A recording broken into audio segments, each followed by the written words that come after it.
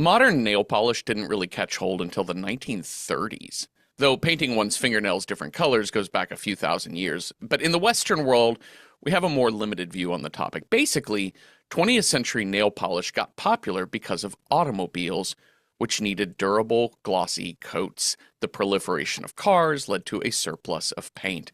Stylists and designers knew that nail painting had been around 5,000 years or so, and henna had been used to paint fingernails and fingers in South Asia for as long as we could tell. In Egypt, during the time of the pharaohs, the upper classes painted their nails dark colors, lower classes neutral light colors. In fact, in many cultures throughout human history, nail polish wasn't even considered feminine, it just was. People who could afford to adorn themselves with color would. Then Vicky showed up. Life under Queen Victoria ushered in an era of prudeness, of chastity, of humility before God, and that shit didn't just stay in England. It changed the whole Western landscape, not only of religion, of oppression, both of self and others, and politics. It changed fashion. We were back in black, baby, and beige, and white. No more red dresses, tall hats, or painted nails. What are you, a whore? That's what God thinks. Back to the 1920s or so, it's a boom time in America and Western Europe. We've got cars to take us to the hottest places in town. We're dancing, we're partying. We just won the war that ended all wars. Queen Victoria had been dead for a bit. Let's wear hot shit. Let's bring back the painted nail. Men didn't get the memo, though the French certainly tried to sell nail polish to men at the time. It just basically became a predominantly ladylike thing. I bring all of this up because there's a popular and surprisingly true tale about the actress Tippi Hedren, star of this week's film, The Birds. According to the Vietnamese Heritage Museum in Santa Ana, Tippi's foundation, after she retired from acting, she worked closely with Vietnamese refugees in Southern California after the fall of Saigon. When some women in the shelters showed interest in Tippi's beautiful long red nails, Tippi brought in her nail person to train them on how to do it. Many of these women went on to start salons with Tippi's help, and it changed the shape of nail salons in America forever. The influx of Vietnamese Americans into the business helped make a fashion element usually reserved just for upper middle class and upper class women accessible to nearly everyone. According to the Vietnamese Heritage Museum, Vietnamese Americans make up 80% of licensed manicurists in California and 45% of manicurists nationwide. I just found that really fascinating. Hi, Cecil. Hi, Jeffrey. What's your favorite bird?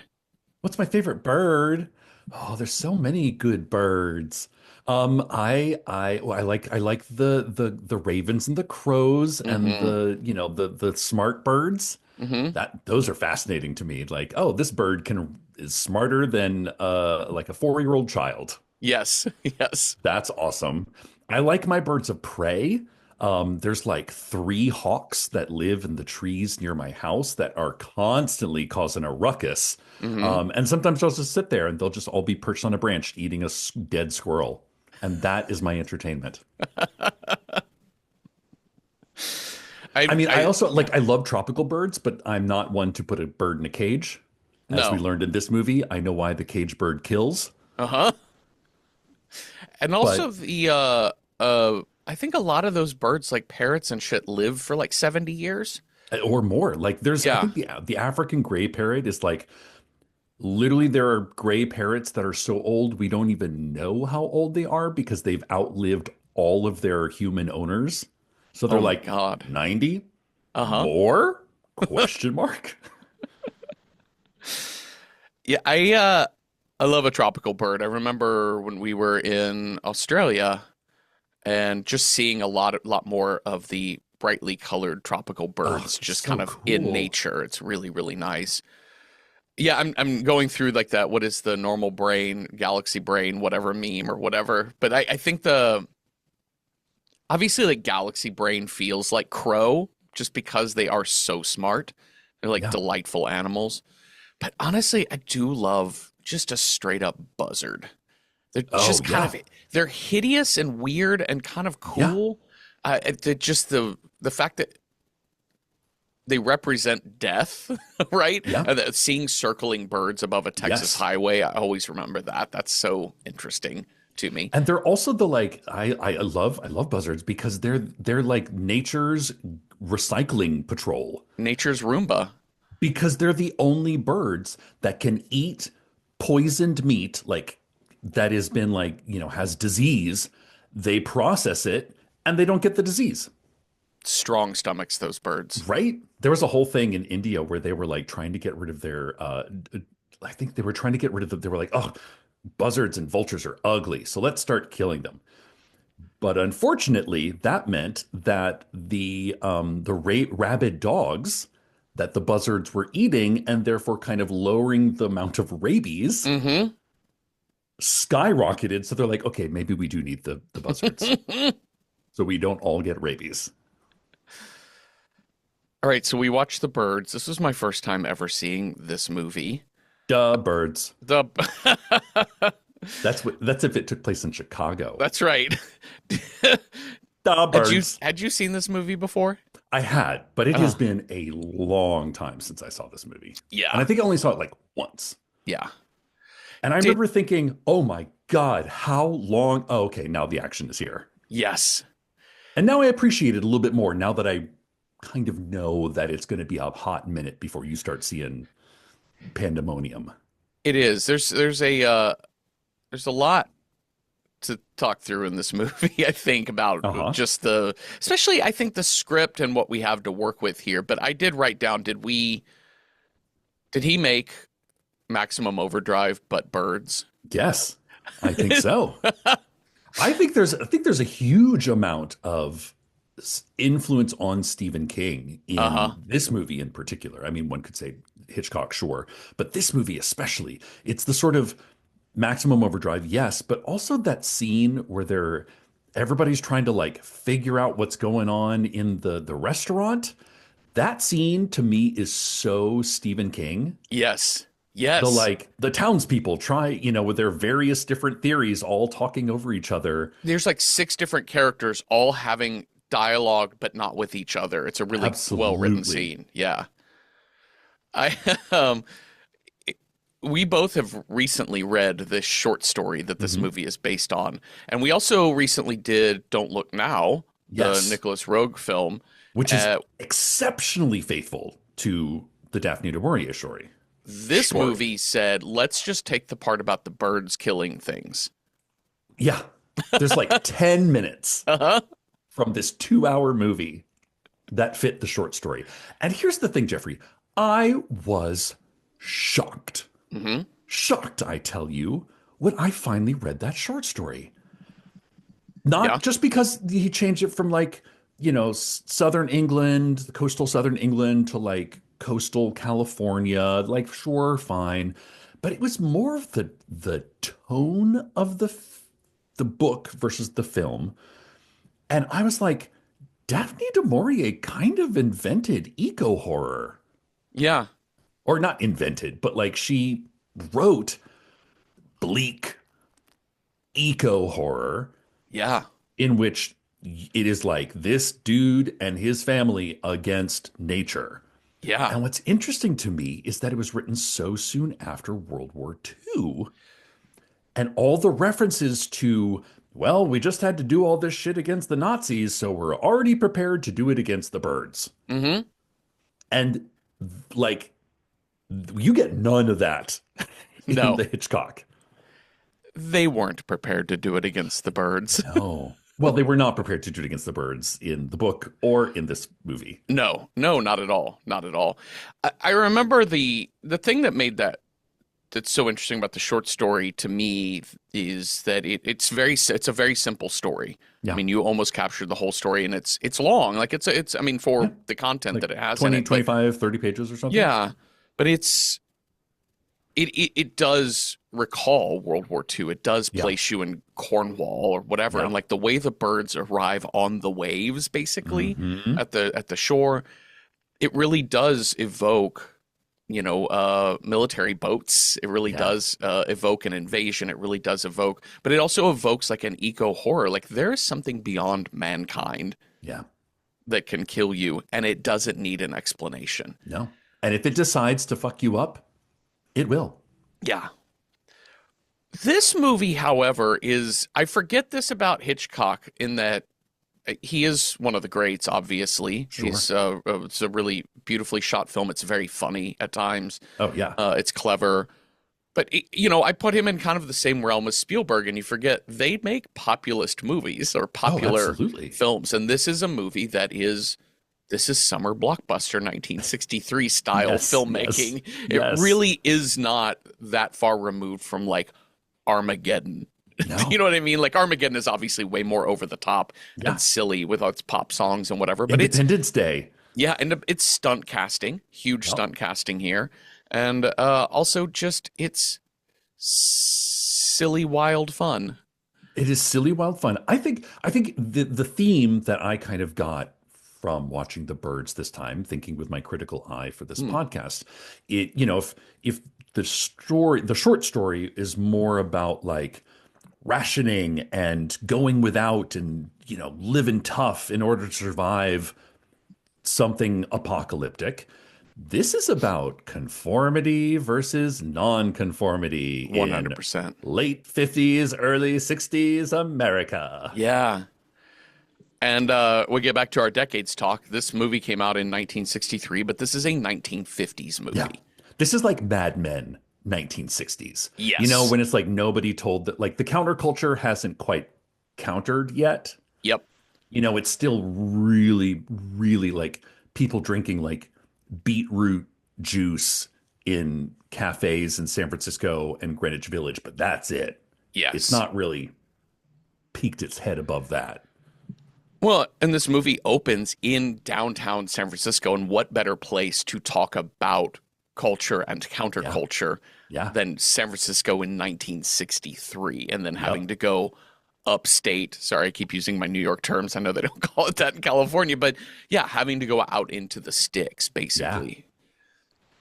Love it. Love any movie that shows us a real look at a real city of a I certain know, era. man.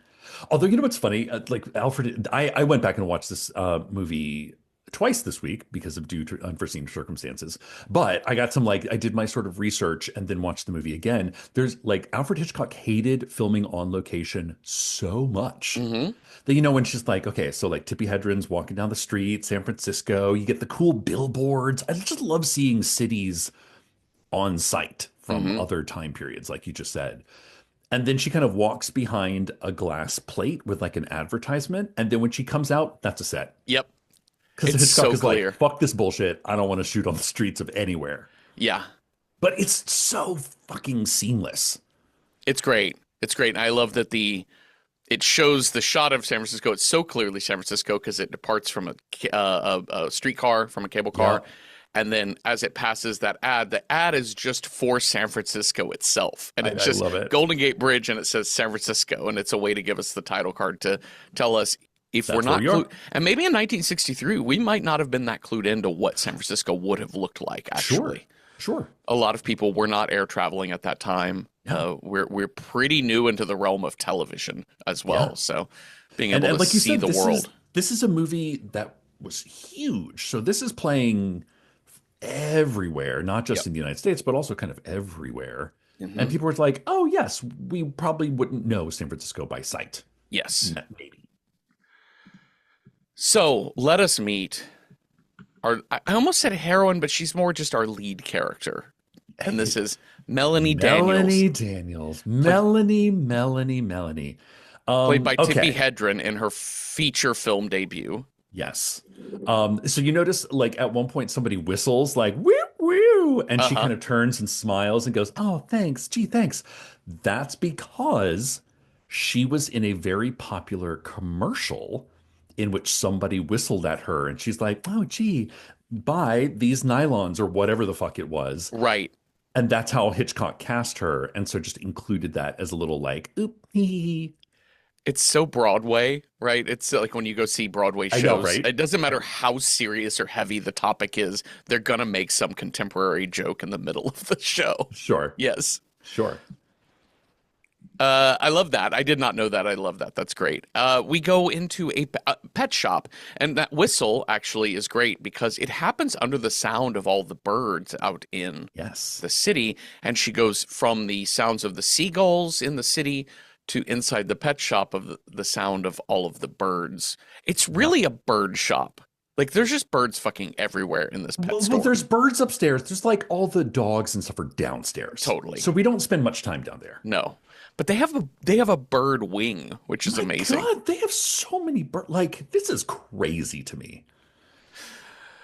So she is going to buy a pair of mynah birds. She just wants one.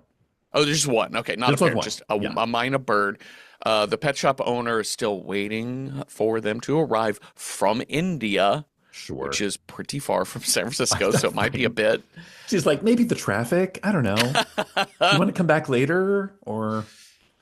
And she's getting them for her aunt. And I didn't write down the story, but it's a pretty convoluted thing. Like you can tell she's a little bit of maybe not a prankster. She's a little bit of she likes to do an elaborate sort of ruse on somebody. Unconventional. Yes. She's an unconventional woman. She's okay. Melanie Daniels. She's super rich daddy's girl. Her dad owns a newspaper. So she's kind of a socialite. She spends summers in Italy getting into trouble, hanging out with those jazz musicians or whatever the fuck one gets up to when you're super rich in Italy. She pulls pranks on people that sometimes gets stuff destroyed or maybe endangers people's lives, but she's always kind of cool because money insulates her. Yeah. She tries to do good. She's a socialite. She does her little charities. She has her pet job that she goes to like 2 days a week, where she helps people who are visiting San Francisco. But mostly, she runs around town in an Aston Martin in clothes by Edith Head. I looked up this suit. The suit is, I mean, we don't see it in this scene, but the suit that she wears for this entire film is like fucking iconic, right? Yeah. Like nothing typifies the late 50s, early 60s more than this suit and her hair and her nails. What would you imagine is that color green called, Jeffrey? Oh, my goodness. I mean, I kind of, as somebody who just recently went and looked at paint swatches at Lowe's for possibly painting a living room wall, I love elaborate paint color names. Yeah. I mean, it's in the realm of like it's a very muted green. It's almost like, I mean, I think I would call it something like broccoli stalk. Ooh, okay. I was trying to figure it out. I was like, dragonfly. But dragonfly to me is like too like electric green. Uh-huh. The official title, Eau de Nile, Nile water. Wow. That is some boss name. shit, right? Yeah. And it's this like pale green, and she's got these red nails, which kind of match these lovebirds that she's about ready to carry around throughout the rest of the film as well. Uh-huh. Her hair is coiffed. Yes. Her nails are done. Her like jewelry is simple, subtle, impeccable, and rich. And all this shit is going to get torn the fuck apart by the end of this movie. Totally. So she meets Mitch Brenner, played by Australian actor Rod Taylor. My Mitch God, has he has a chin. Face card on this gentleman. He is the most, like when you said Mad Men 1960s, he looks like he just popped off of the set of Mad Men. Like we nailed this look entirely. I got the I had never heard of him outside of this. This is an actor. I like this. The sort of the 50s and early 60s is not my a lot of the movies. I'm like, I've seen maybe one Doris Day movie ever, but I get the feeling he's like an alternate Rock Hudson. Yes, like he does that sort of wheelhouse of like light comedies, romance. Yes, that sort of stuff, and then a lot of like probably westerns, I would say. Yeah. Yeah, Tippi Hedren and Rod Taylor is sort of like the Pepsi to Doris Day and Rock Hudson's Coke. So he comes in and says he sort of pretends to mistake that Melanie works at the pet shop. Yeah. Says, I'm looking for lovebirds for my sister. It's her 11th birthday. We never get an explanation about the age disparity Why there's a between, 20-year age gap between him and his sister. at least. At least, No, I yeah. think somebody did the math, and it's like 19 years kind of makes sense if like Lydia had Mitch when she was like 20, Right. and then kind of had like a later, like Yeah, you totally could do it. I don't mean to say it's but it weird and is stupid to have a big age difference noticeable. between siblings. I don't want to say that at all. But it did feel a little bit like, did we originally write this was his daughter? Right. But then they didn't want to I mean, that's way too Right. counterculture to be Oh a my man who God. had a divorce. A divorcee. Whoa. Oh, shock. So this meet cute, you know, there's Yeah, people, he's pretending he doesn't know who she is. She's pretending she works in a place that she doesn't. Mhm. Later, she's going to break into his house, and they all think this is adorable. Wild times, 1963. You get away with anything. Yeah, he basically calls her out to say, Yeah. actually, I do know who you are. This was like a little mild prank against you. He's the DA. He's the prosecuting attorney Yeah. and prosecuting attorney in San Francisco. Prosecuting eternity is of Prosecuting. Oh, uh, that's my favorite romance novel. it's so good. So he basically says, I've seen you at court. Yeah. And You you got almost, off too easy yeah. because whatever prank you pulled, never described, she ended up breaking somebody's glass, Yeah. something on their house or whatever. I Like, you don't could have know. killed somebody. Yeah. She's like, but I didn't. So when the lovebirds aren't in, so she when he leaves, she asks the pet shop owner, "Do you think you could get a couple of lovebirds?" And she's like, "By tomorrow morning." She's like, "Great." She Awesome. calls a man at the newspaper her daddy owns and says, "Hey, trace this license plate number. Tell me who it is. Where does he live?" That used to be a thing. I learned that used to be, I don't remember exactly when, but apparently there was a famous case of an actress who was stalked by somebody getting her license plate number. And Whoa. that was when California DMV was like, no more. Citizens cannot be asking us this question Yeah. because y'all are too much. So interesting. So next thing we see, she's picked up these birds and she's taking them to Mitch Brenner's condo in San Francisco. But he's not there, and his neighbor. I love that his neighbor is just like, yeah, he's out of town for the weekend, stranger in this apartment building. Yes, I'm I going to know. be out of town this weekend myself. No one's here to watch our expensive things in this fancy building. No, no. But he's gone to Bodega Bay for the weekend. There's all kinds of like overpriced chips and soft drinks there Yes, up in that's right. Bodega Bay, but you can Um, get a BEC on a hard roll. It's great. yes. And a cat will greet you at the door. So she decides, I don't work for a living. I'm going to drive up to the bay. Fuck it. Why In not take the Pacific Coast Highway at 85 miles an hour? in a convertible, and her hair still looks great when Oh she my arrives. God. She's like, I just threw on this scarf and I just so like it's so funny watching things that are jokes that are kind of setting up this sort of like, are we in a comedy? Where like watching the birds lean as she's Yes, driving around the that's curves. incredible. Like it's not like haha funny. Hmm. It's just a little like, did I rent a horror movie? What's happening here? I like that when she gets to the general store in town. This is a day and age in America Yeah. when you had this centered general store that did everything for you. They Yeah. delivered your mail, they had all of your goods, they knew everybody in town, they In could fact, make you get calls for you get your you. dog license there, They, apparently. they were like the city concierge, Yeah. basically.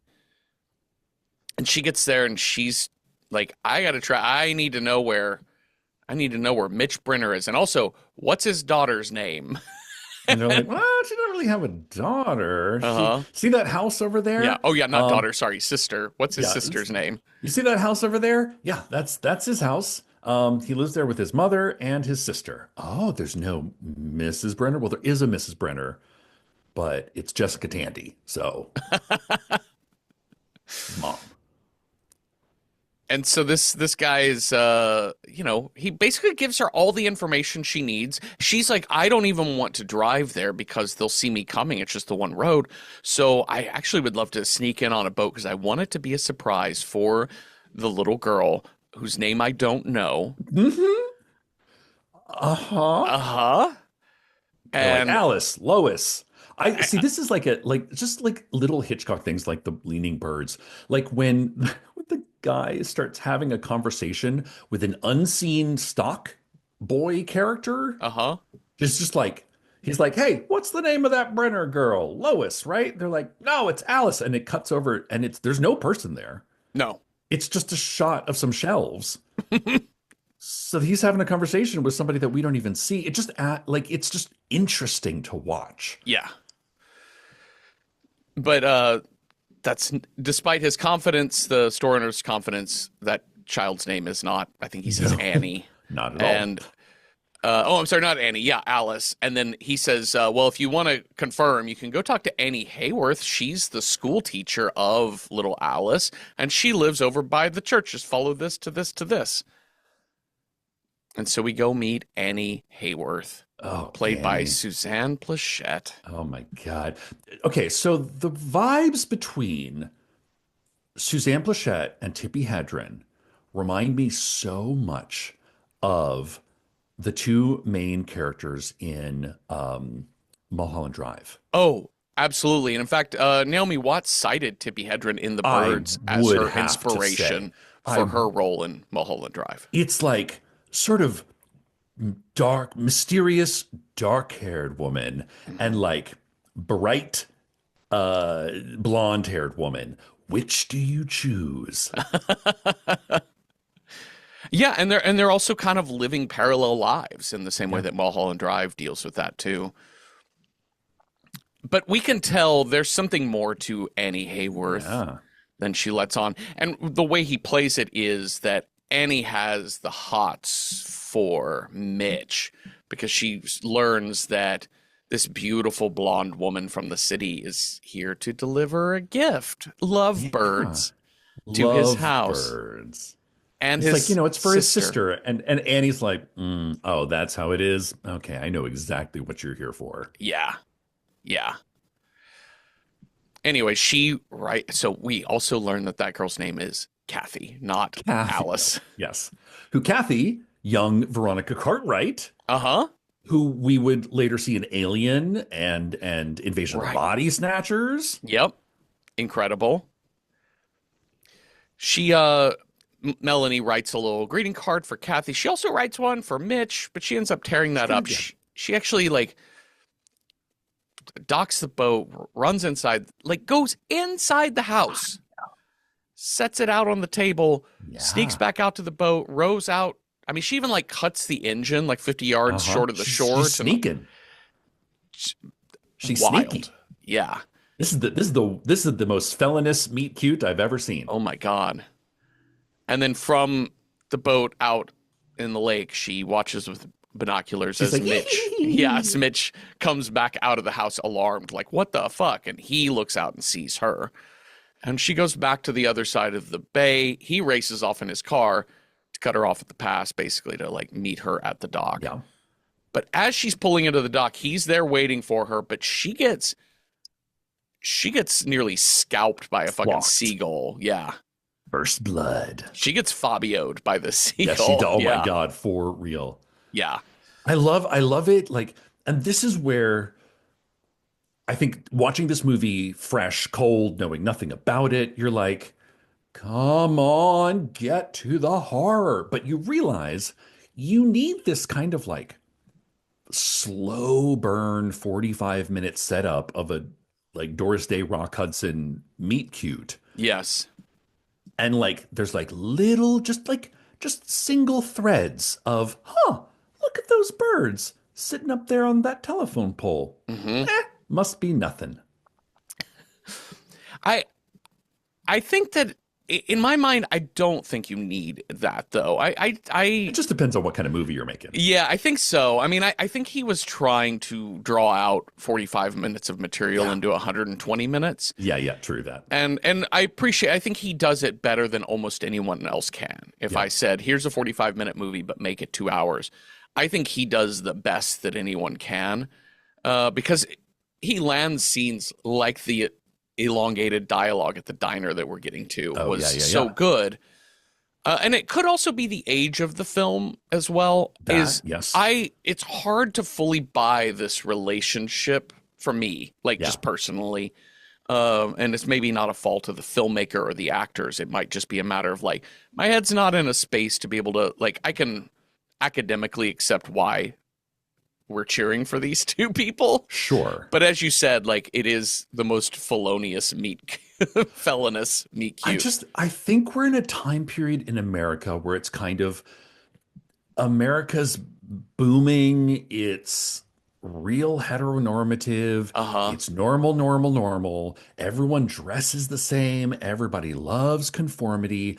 And so we've kind of turned into the complexities of like the sort of will they, won't they? Yeah. Which is kind of what the pillow talk doors, they were like, oh no, we're on opposite side, the pajama game, Yes. like we shouldn't be in love, but we totally are in love at first sight. How are we going to work this out? It's Yeah. like a delicate dance that I don't think we engage in as much in our Yeah. movies, TV, film, or books, things like that anymore because we got other shit to kind of worry about these days. Yeah. Which is interesting because, and that's very clearly kind of the running theme of this movie because his job as a prosecutor Yeah. for the government is the most conformity keeping Yeah. type of job. But also And cutting through the bullshit. yes. Like he should, he's like, I'm going to represent some crooks. I probably know they're crooks, but I'm going to represent them because that's the American way. Yes, absolutely. Absolutely. But it is interesting where this movie ends up too. Yeah. And maybe the message of the movie is conformity, schmonformity. It doesn't really matter because the birds are going to kill us all. Yeah.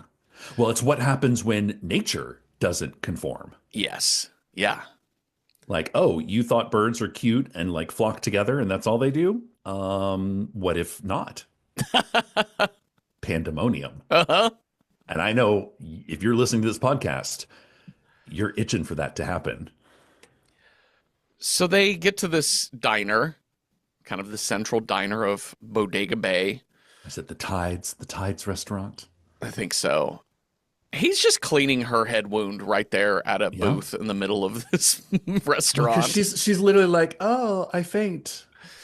Man, I'm woozy. It might get blood on my fur.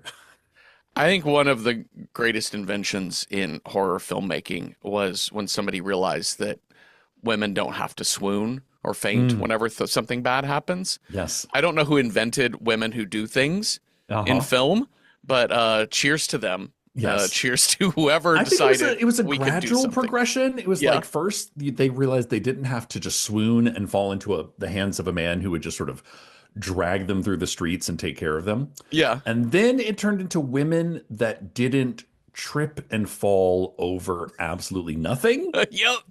Once we got through that, I think we're landed into a different era. Yeah, we sure did. But yeah, she's real swoony throughout this movie. Anyway, so he basically says, love the lovebirds. Hey, as long as you're here, where are you staying? She's like, at my old college friend Annie's place. He's like, oh, you went to Annie? college. You went to college with Annie. Uh-huh. You know Annie. You went to college with Annie.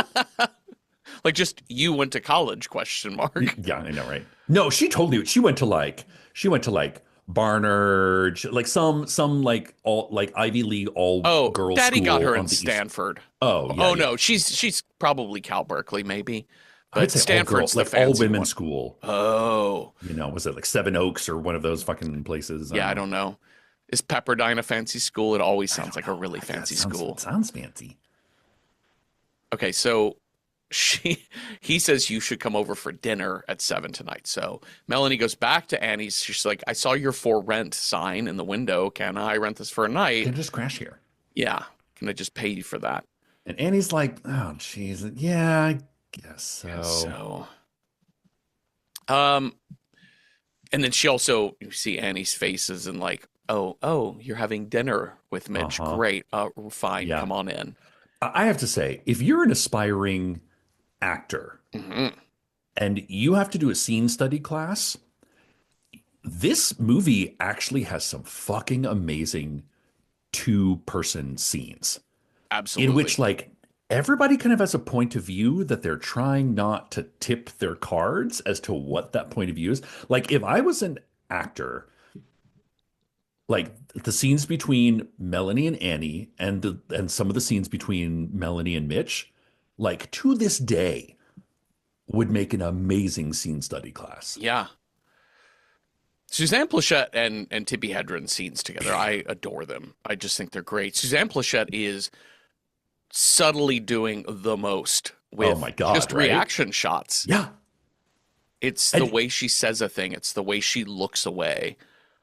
it's also the way like her vibe, I don't know, her attitude is relaxed. If Yeah. like Melanie is coiffed, her hair is pulled back into the Frenchest of French braids and is never going to get undone. Annie is like, we see her, she's been working in the garden. She's got the slouchy sweater. Her hair is all like she's the most easygoing, Hmm. like it's oh God, she's like so sexy Hmm. in her like relaxedness. And then we meet Mother. Oh, mother. Now I gotta Uh, say, like Jessica, I forgot Jessica Tandy was in this movie. hmm. And Jessica Tandy's like, I mean, she's the original Blanche Dubois. Yes. So like, I was like, oh shit, oh, sit up straight. Jessica Tandy's in this movie, Hmm. and you get a kind of crazy character that I gotta say, like Lydia Brenner's character arc is kind of my favorite I agree. Yeah. because she's presented as this like the sort of the meet cute dramedy that we're in, Sans Birds, is Lydia has this son that she's too protective of. He's a ladies' man. Whenever he brings a girl home, aka Annie, Lydia is uptight and cold and distant until it just sort of fizzles out Yeah. It's funny. because she's afraid of being alone. Her husband has died. She's afraid her son is going to leave her. And like the line when Melanie says, "Well, if Mitch gets married, doesn't she think of it as gaining a daughter?" And by the end of the movie, we see Lydia realize Yeah. that it's actually like being there for somebody in need Uh-huh. is better than like sitting there terrified that you're going to be by yourself.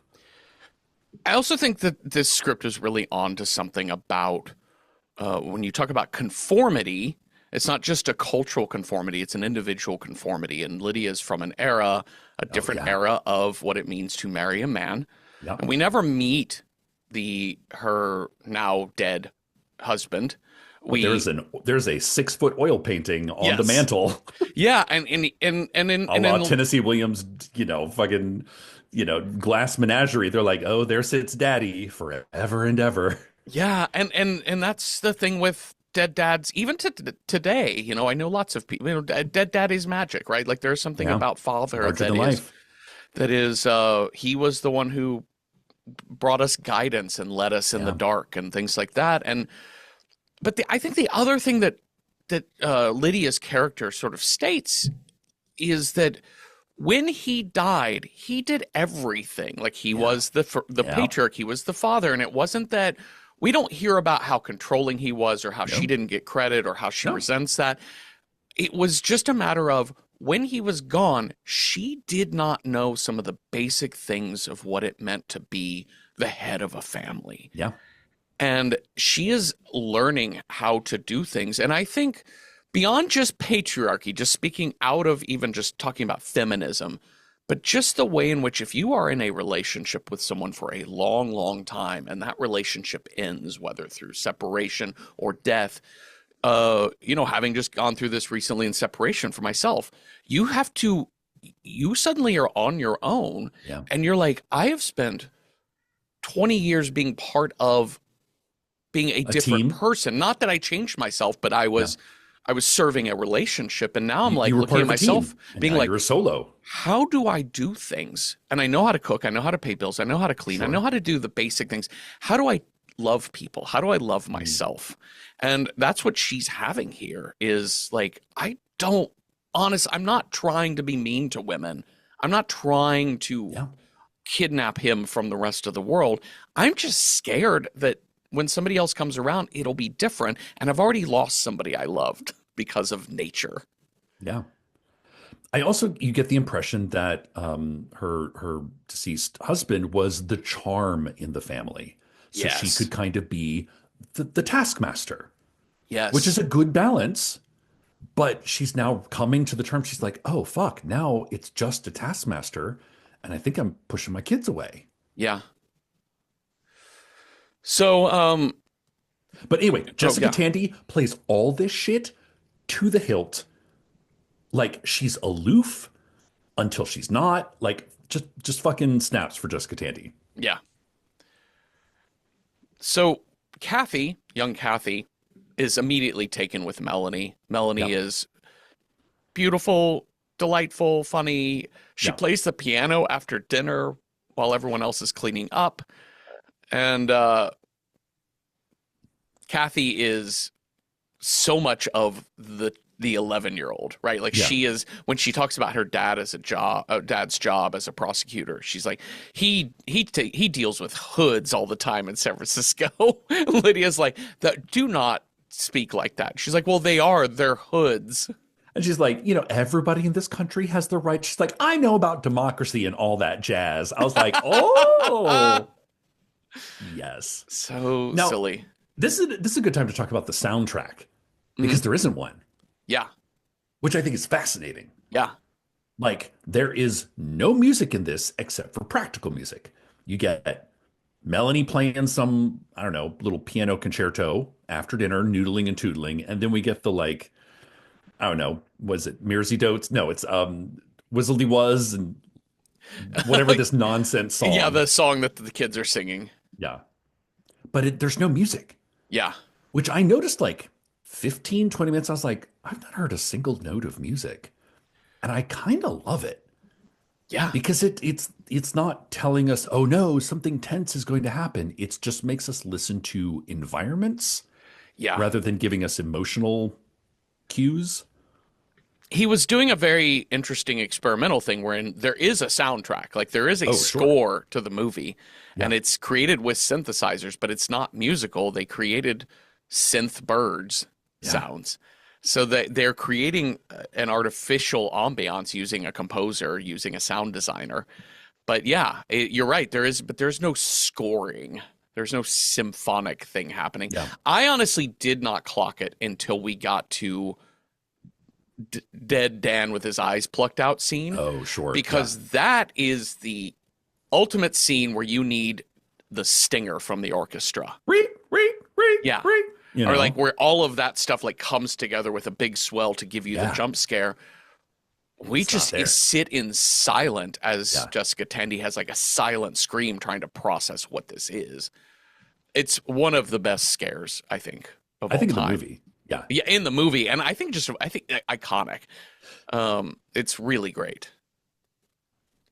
Well, she, little Kathy, just like, I want you to come to my surprise birthday party tomorrow. It's supposed to be a surprise. I already know about it. They're going to do the thing, and people jump out. And their pranks. People pretending to work in jobs that they don't work. People pretending to not know. People having parties that they know about that they're pretending to. There's a lot of pretending going on in this world. Yeah, and then not natural, I tell you, not natural at all. Well, and in the kitchen, Lydia and Mitch are washing dishes, and Lydia is like, well, I know about Melanie Daniels. I mean, she's always in the paper in the gossip sections doing some crazy rich girl shit. And, She was dancing in a fountain with no clothes in Rome, on. that's where the Pope lives. Pearls clutched. I'm doing that voice, but at no point in time does Jessica Tandy play No, this no, like Piper Laurie and Carrie. Like she is no, not. no, no, no, no. It's very restrained, but at no point do I listen to her and think like, oh, she's a bumpkin, or she's mean, or she's like literal pearl wearing, pearl Yeah, yeah. clutching. Like she Because we're seems going to like meet that character. We're going to meet the Think of the Children lady later. oh yeah, yeah. And I think what makes, like, again, I'm like, it's Jessica fucking Tandy. She's always trying to, like, process Uh-huh. stuff. And I think that's why it doesn't come off as like, they can kind of make a joke. They're like, sounds like an Oedipal mother. Shout out to Psycho. Yeah. But like Jessica Tandy's playing, she's like, no, I'm just trying to process. Is this the girl that you want? I'm not telling you what to do. I'm just saying, I'm just trying to figure it out. And that to me is so much more interesting of a character because that leaves the character open to grow in any direction. Right. Right. So the night ends a little roughly. Ooh, they have it out in the car. Uh, I loathe you. I think Tippi Hedren said she loathes Melanie said she loathes Mitch like twice at least. yeah. And she kind of clarifies, and this I like this scene a lot with her and Mitch. She's sitting in Yeah. her car about to drive back to Annie's, and uh, she really seems to come clean. Like she seems to actually talk honestly to him. Yeah. Like Yeah. it's kind of like, listen, I fuck around a lot. Yeah. I love pranks. I love being silly. I love having it. This is just who I am. The fountain thing, I was pushed into that fountain Yeah. and I was not naked. Yeah. And that And was it was another also that was newspaper. put out by like my father's competitor newspaper to Yes. hurt my father. Yes. Like I'm a victim. And he's like, "Well, don't you run with a crazy crowd?" And she's like, "Yes." And Uh-huh. I was pushed. Like two things can be correct at the same time. Yeah. It doesn't make me a bad person. It doesn't like This I'm more than just a pretty hairdo, you this know? is very much like proto Manic Pixie Dream Girl type of character A here. bit, isn't Yeah. it? Yeah. So back at Annie's, Annie is talking to Melanie and she's like, "Can I This get you scene. some brandy? Here's 5 fucking fingers of brandy." Uh-huh. This I honestly like this scene. I could watch actors do this scene all day. And like Uh-huh. who knows what and when do they know and how are they going to let it out? And like the look of hurt on Annie's face when Mitch calls. Right. Oh God, that scene. Because the whole thing is Annie was from San Francisco. Uh-huh. She started to date Mitch. She would come out to visit, and Lydia was not mean to her, just aloof, cold. Yeah. And eventually, Annie kind of blames that for her relationship with Mitch fizzling out. Unfortunately, she decides to move to Bodega Bay to live like half a mile away from him. Uh-huh. That's a choice, It is technically a choice. girl, Hmm. you know? So she's like, yeah, go ahead. Hey, listen, I don't care if you're dating the dude that I used to date. I don't care at all. But I kind of do care. I kind of care a lot. Yeah. But I have to pretend like I don't care because that's how we pretend in normal society. Yeah. Well, and also, I think one of the key things she says is Melanie asks her about Lydia and how Lydia was, and she said, "Well, she was cold and aloof, but like now that Mitch and I Yeah. split, like we're kind of good friends. We can talk really easily." But Melanie asks a great question. But what about Mitch? Yeah. What did he feel about you and Lydia's nature? And she says he just didn't want to deal with his mom. He just didn't want to break with conformity. Yeah. It's too hard to confront Mhm. your family like the most conforming force in your life is going to be your family, most I likely. mean, that's your first unit of Yeah. conformity. You kind of honor thy mother and thy father is pretty up there in the commandments, right? And he wasn't really willing to fight for Yeah. Annie with his mom. Yep. So, anyways, so that's where we are with Annie and with Mitch and with Melanie. And Mitch calls Annie's place late that night looking for Melanie, and he's like, I think we should go to Kathy's. I think you should come to Kathy's birthday tomorrow. Again, one-sided phone conversations. I Uh-huh. always love, like, you get a couple of the good ones in these. Yeah. Like, in the hands of a good actor or a good writer, one-sided phone conversations are fascinating to me. Yeah. And he wants to apologize that they kind of ended the night on sort of a hot-headed moment. Uh-huh. And he says something that convinces Melanie to come to the birthday party. We don't know what it is, but Melanie's fine, like, okay, fine. All right. Yes. Yes, I like your sister. She's adorable. I'll come to her fucking piñata party tomorrow. She asks Annie, should I go? And Annie says, do you want to go? Oh my And she says, I God. do. Then go. Then go. I like the permission. I like that Yeah. this relationship is so beautiful Yeah. because Annie clearly has feelings about all Mhm. of this, but she also understands, like, Annie feels therapied up to me.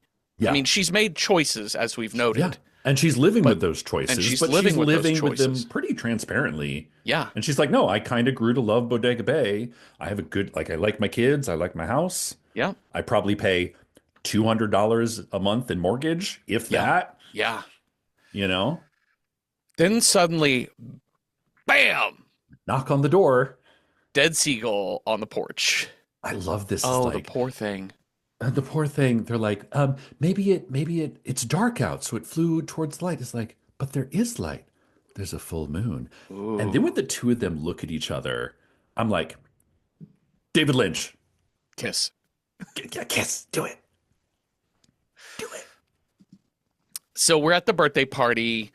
Mitch and Melanie are kind of standing atop of this like hill overlooking the kids' love it. birthday They party. take a tumbler of martinis to the top of this hill. Oh, the 60s, where they're like, hey, do you want 6 martinis? It's only 11 o'clock in the morning. Oh my God. And there's like a bunch of kids down there we're supposed to be taking care of. Mm-hmm. Yeah, let's get toe up. We get a little bit more honesty from Melanie talking about Yeah. her mother left when she was Kathy's age. Yeah. And it's also an interesting reversal because usually the story is father abandons the family. Yeah. So here we have a case of mother abandoning the family. And father, in her case, carries on the role of just being in charge of things. He has the money, Yep. he has the job, he's Yep. the security, he's the force of security in the family, but the force of love, the force of groundedness has left. And so she has been allowed to just wander and do what she wants to Yeah. do at any Because point in daddy her will life. kind of let her do whatever, Yeah. clearly.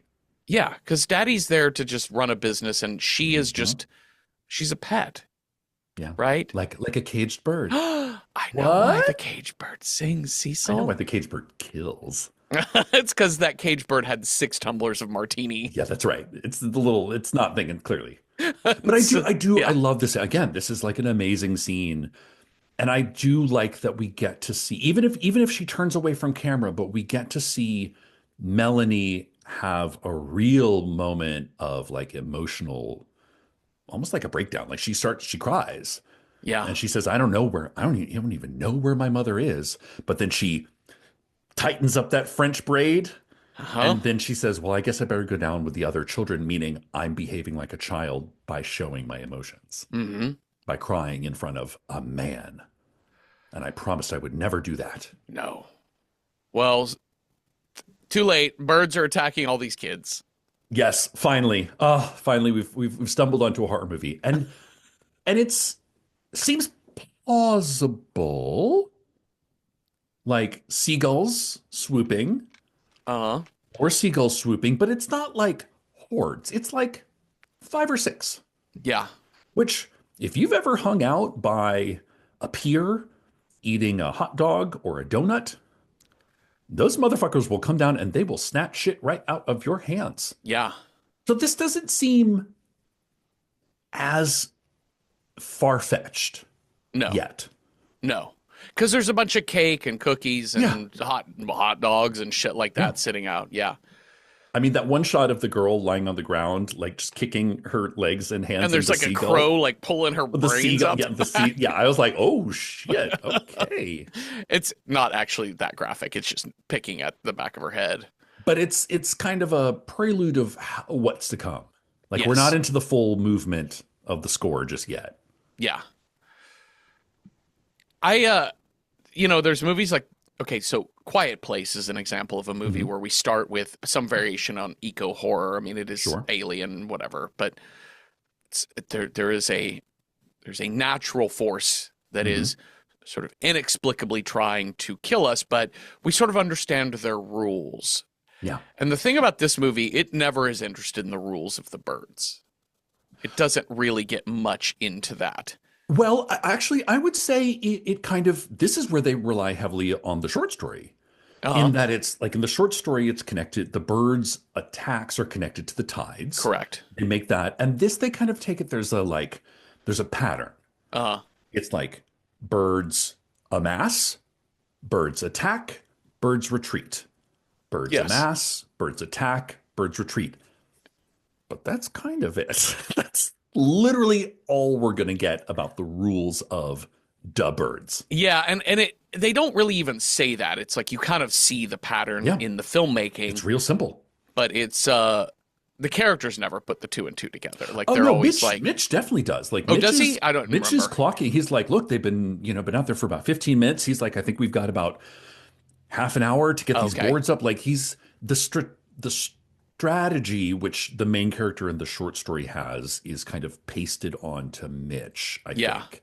In that it's like they're in their resting period. As long as we walk quietly, we won't disturb them. They're not in frenzy mode. Right. Yeah. There is a little bit too like yeah, we won't get into that. It's fine. I had some questions about uh how the bird attacks sort of work, but we do have these kids getting fucking attacked, and then later that evening, they're all sitting around the fireplace, this family, and just what are these swallows? Swallows, yeah. Sparrows. Like the two lovebirds just start making some crazy noise. And they're like, listen to those birds. And like a single sparrow comes down the chimney, and all four of them go, what the? And then 500 sparrows. Like a fucking fire hose of birds has been turned on in their living room. What the living shit. Here we are. We finally arrived at horror film. And this shit goes on for a minute as we're Right? trying to get these birds out and we're smashing them and it's whatever. It's all like, cover your eyes, cover your face, which I think is why, like, the idea of birds attacking something that, like, listen, have you ever had a bird loose in your house? It is chaos. Yeah, It's pure chaos, totally. you know? In a way that having a mouse or a squirrel is chaotic in a different way. Uh-huh. But you know that that squirrel is not going to probably not going to jump off and like attach itself to your face. Right. And that is like your soft parts are really vulnerable. Yeah. So things like eyes, ears, nose, and mouth, that's some pretty like deeply rooted human psychic scary shit. Yeah. Because we know that we're vulnerable in those places. And that's where birds can kind of get to you.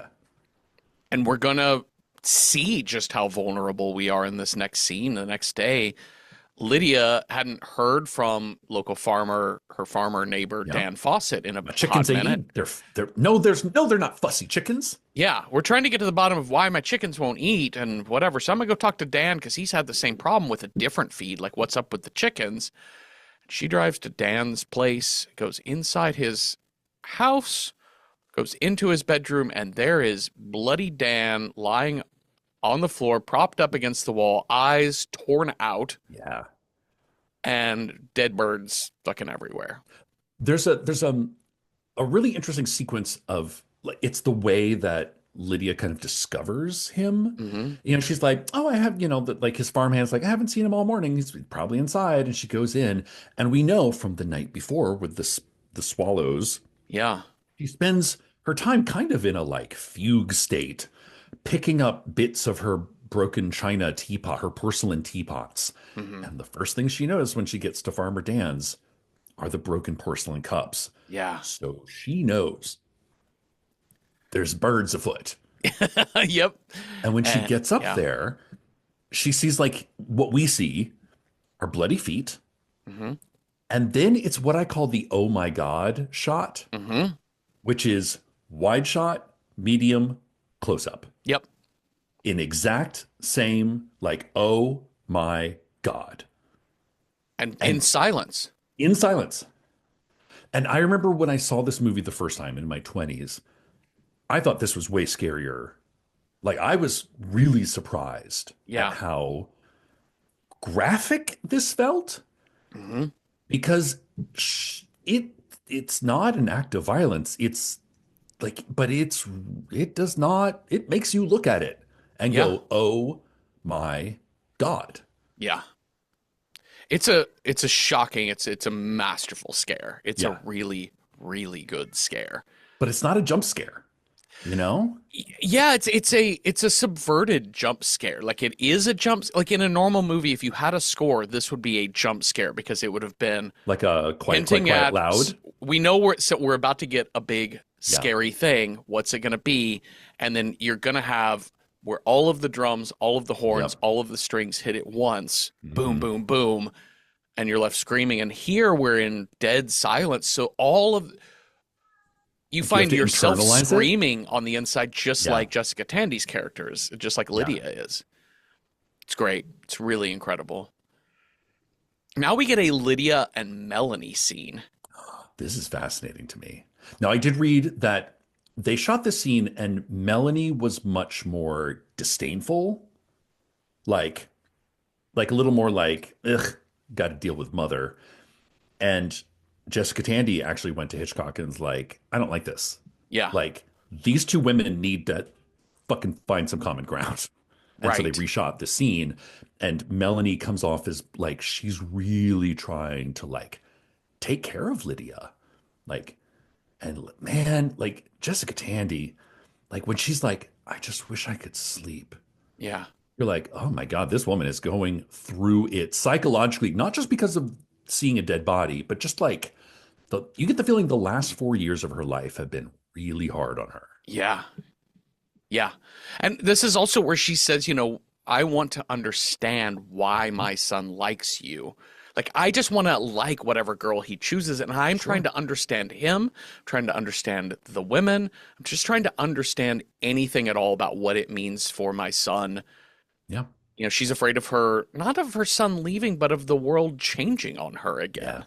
Yeah. She doesn't want to be alone. Yeah, I can't bear to be left alone without Mitch. And I wish And I I, were stronger. And all of that admission is great. And what Melanie is there to do is Melanie's change is falling into the conformity of family. You're yeah. getting older, you Yeah. are growing up in the world. You Be can't a daughter. be a daughter, be a wife, be a Yeah. mother, be a sister, like connect with And a it, community. and it also means it's not about you. Yeah.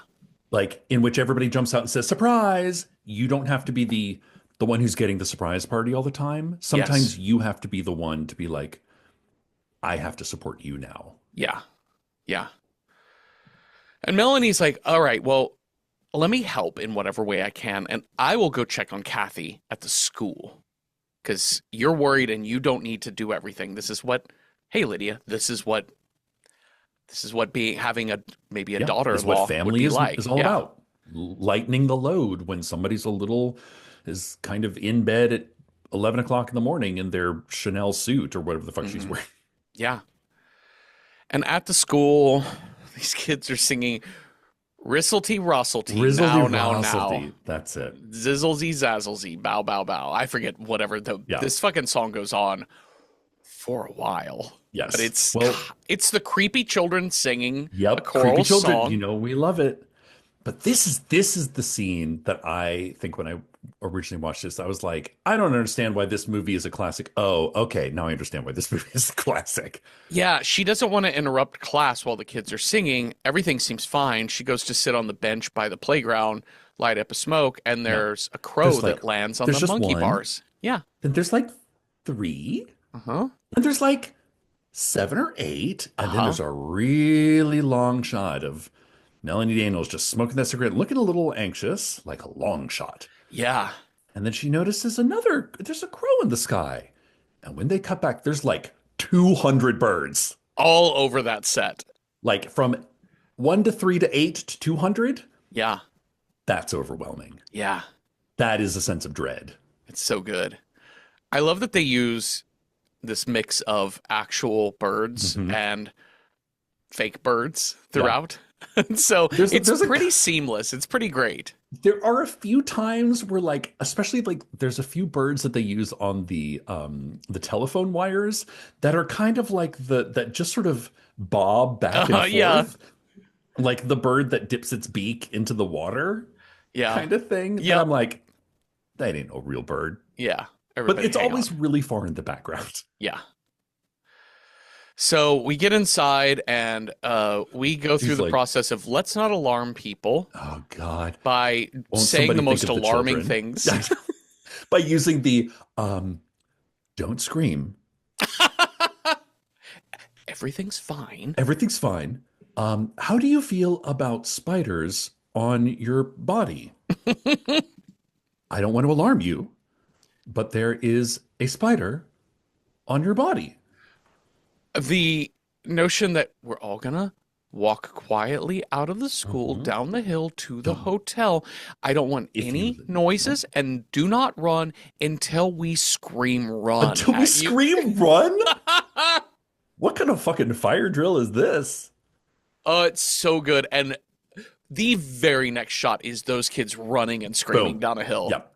Well, I think it's like the shot of the bird sitting there, and then you hear the like patter, patter, patter, patter, patter of feet, and that's when the birds flock.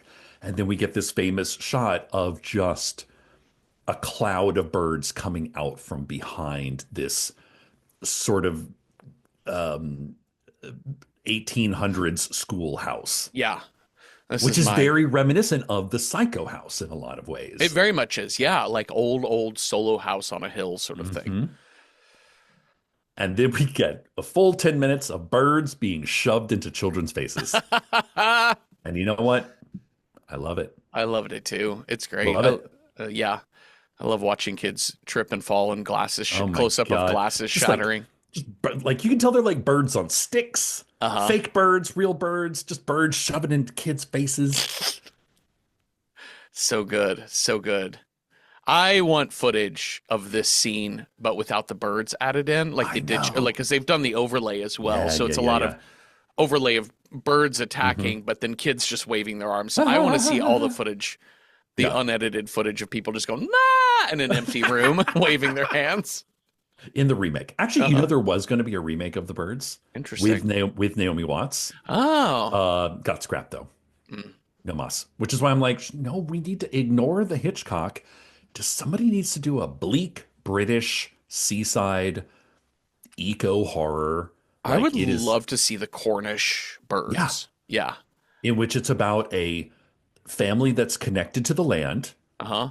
that lives next to a rich family that owns all the shit that's like, we'll kill the birds, we got guns. And the like connected to the land family's like hell we will. So we get back to the diner. She calls home to Daddy at the paper. He clearly doesn't believe her. A lot of the people in the diner don't believe her. Hundreds of crows attack these kids. And we've then had we a meet lot of one-on-one scenes. There's Yeah. a lot of long one-on-one scenes. And now we finally get there's like 12 characters in the scene. Yeah. And each one of them has a personality. Like you know exactly who these archetypes are. Yeah. We've got the drunk at the Yeah. end of the bar being like It's the end of the world. The and he's Irish quoting the drunk. Bible. Yeah. We've got the businessman, the rich businessman guy who's just like, well, just shoot him with guns. Shoot them all. The quote, the most American, the most like J. Edgar Hoover 1950s. We've got the fisherman who's like, well, I have been having trouble with gulls attacking my boat and But I'm my having a hard men. time believe that there's a war on birds. Yes, because like it's just more than usual. Gulls are always attacking because we catch Yeah. fish. Yeah.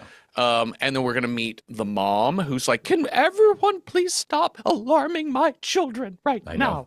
Well, And then, somebody please think of the children. yep, well, somebody please think of the children. And we are gonna meet Mrs. Bundy, The ornithologist. the Ornithologist, right? Yeah. yeah, who's come to birdsplain to Melanie Oh that my this God, is birds. not how Yes. birds work. Their brain pans aren't large enough. She's like, I don't give a fuck about their brain pans. I can tell you what Two, happened today. 200 birds just attacked a bunch of children. One, her suit, Mrs. Bundy's suit, Uh-huh. girl. Yep. This is where I'm like, Edith Head. Yeah. Like, she's got a beret. She's got like a, oh, come on. That Where shit is classic.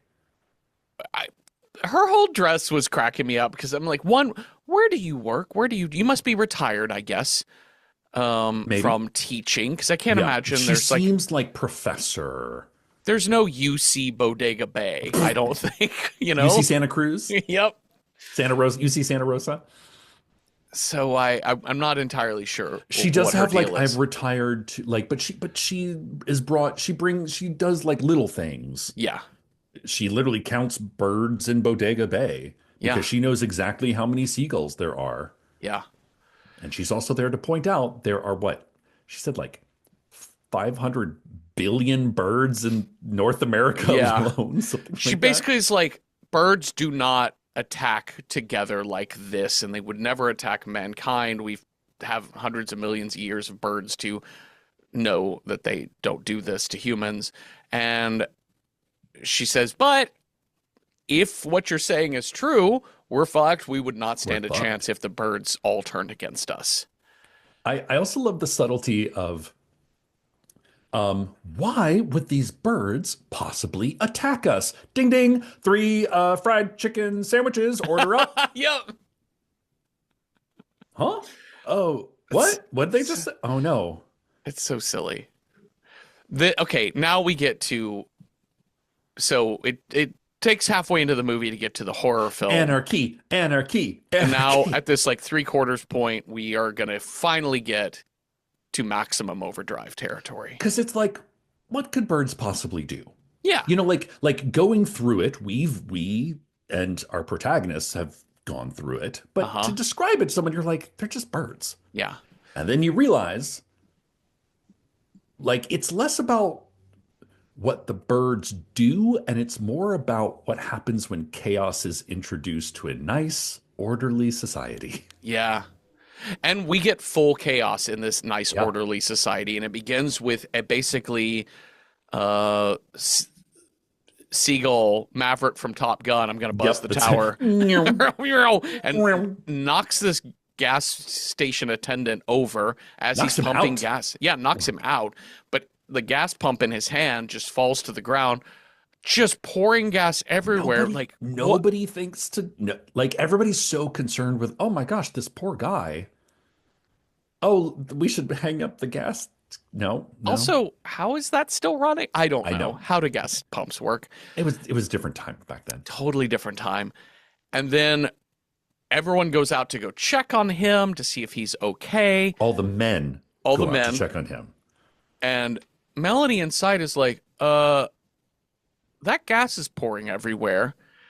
And then some man pulls up in his Studebaker, steps out of the. It's the business guy, I think. Oh, is that who that is? I think so. But again, it's it's the early 60s, so like all men kind of look the same. It's a man in a gray suit and a fedora. Uh-huh. It seems like the dude who was kind of like drinking his drink. Yeah. Yeah, it's just some guy starts to light his cigar, and they're like, "Don't throw the match down," and he does, and he explodes. His car explodes. The fire goes up the hill and blows up the gas station. The fire department shows up, and they're flinging water every which way because they're being they get attacked by birds. Yep. And then there's like a horse-drawn carriage. Why is there a horse and buggy?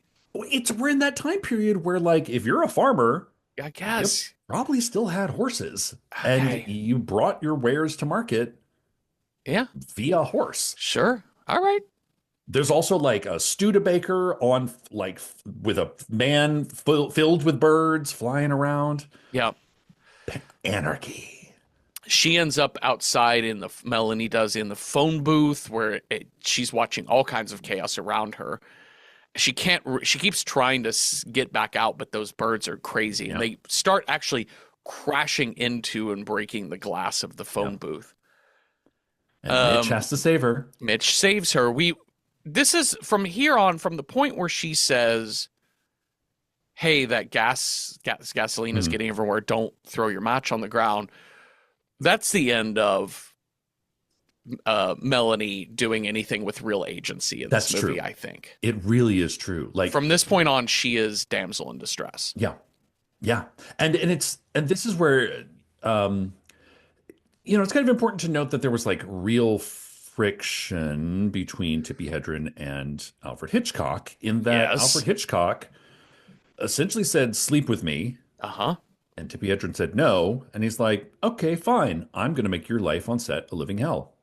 Yep.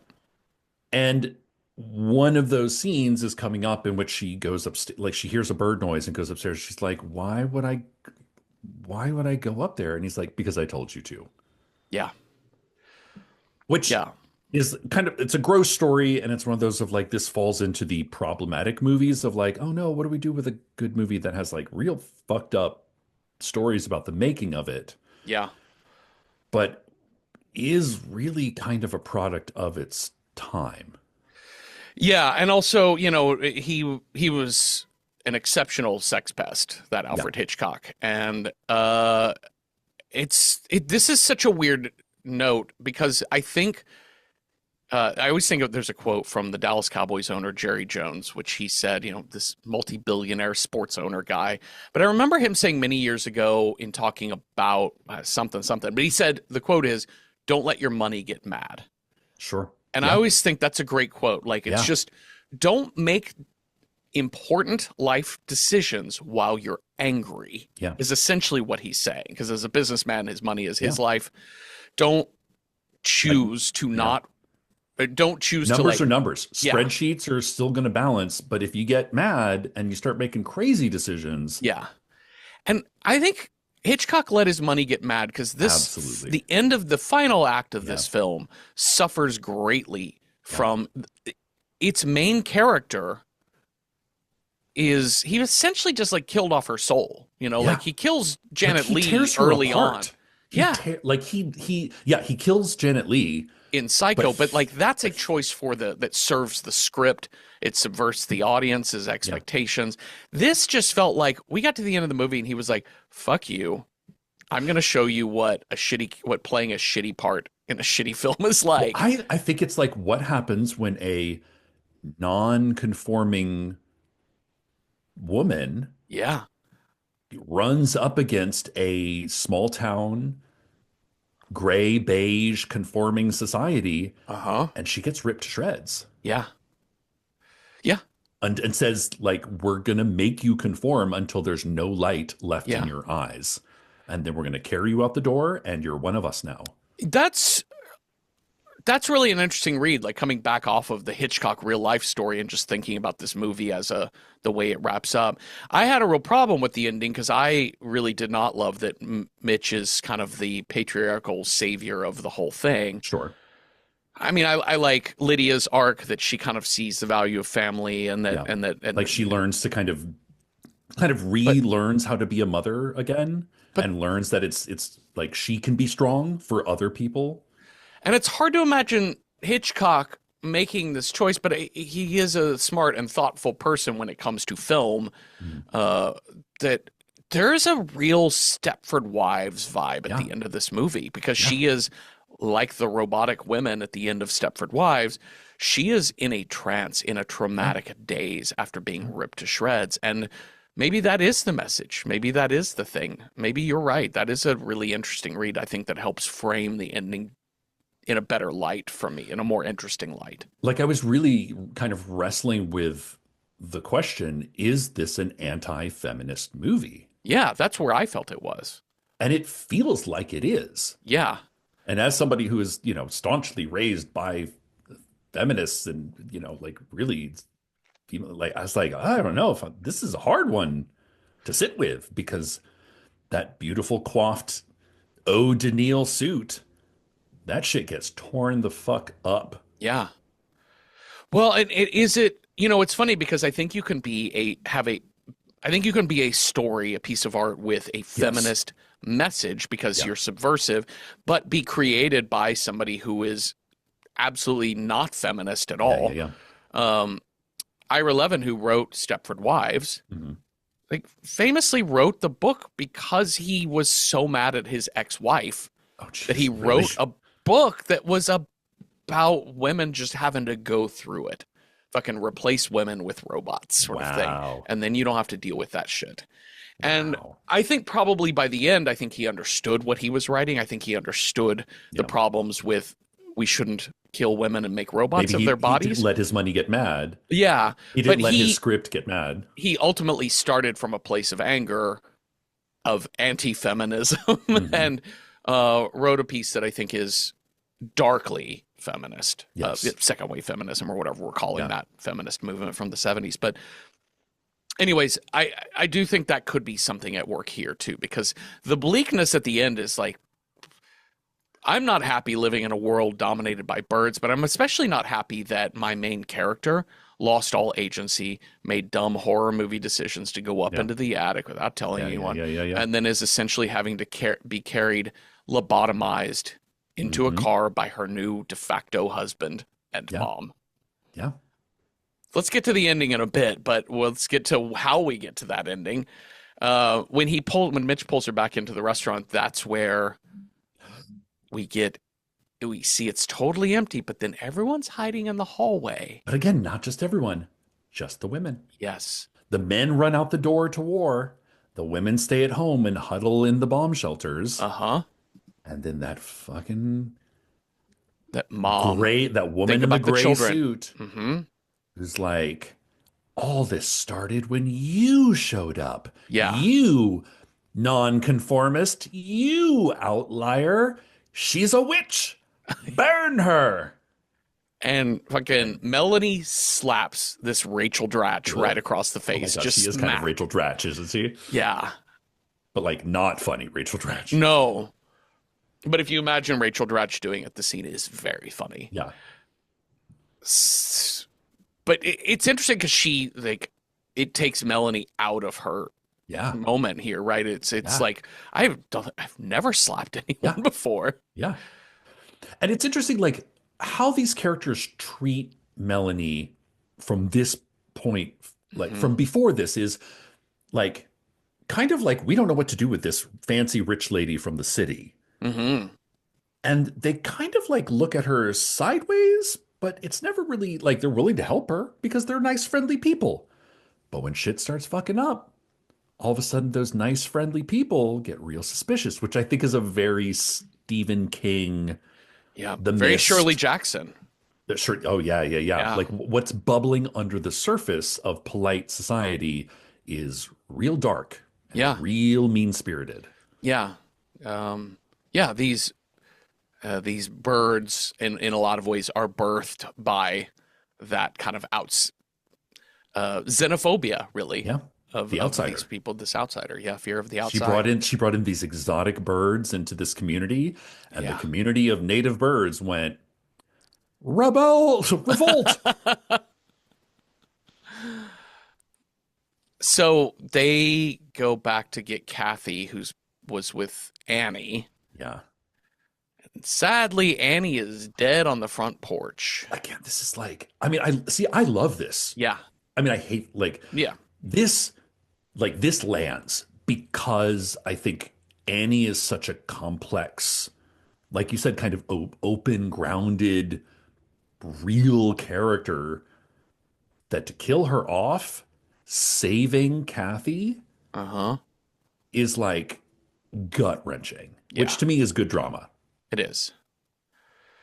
And poor Kathy is inside that front window, like crying Yeah. and sad, of course, obviously. And they have to get her back inside. And again, these shots of them having to tiptoe past all of Yeah. the birds outside the house because they're starting to amass. They're But they're starting to in get mass together. mode, not attack mode. So as Right. long as they kind of, and there's a moment where like Mitch, true man rage, is gonna like throw a rock at the bird that killed his ex-girlfriend, and Melanie's like, "What the fuck are you doing?" Like, Yeah. hey, they're gonna kill us Be if we chill. antagonize them right now. Yeah.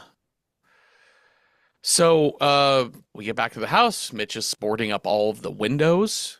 This is very much like the short story. Yeah. The like, how do we fortify? What's the practicalities?